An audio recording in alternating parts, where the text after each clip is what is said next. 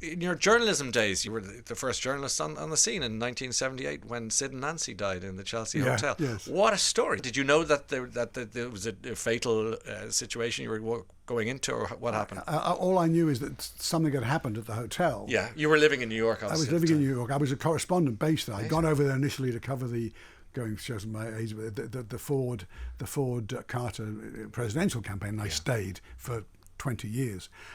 And I went along because I'd heard there was some kerfuffle there, and I knew the Chelsea Hotel was always a very famous place, from Leonard Cohen to Dylan Thomas, all these people stayed there. RT, Bohemian. And we knew Vicious was staying there, and I went there, and I couldn't find out who. Someone was dead, and I couldn't find out who was on. I knew he was involved, and in fact, in the end, I saw him taken out by handcuffs.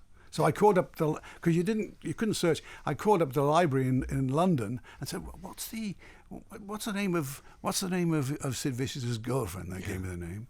I said, "Oh," and I went up to the lieutenant. I said, "Officer, just do me a favour. If I were to say that body leaving was X, would I be on the wrong track?" He looked at me and said, "You'd be perfectly correct." And that's Nancy. And that was it, Nancy Spungett. Yeah. Crikey, isn't that extraordinary? I got the so you story. got yourself a story then. Yeah.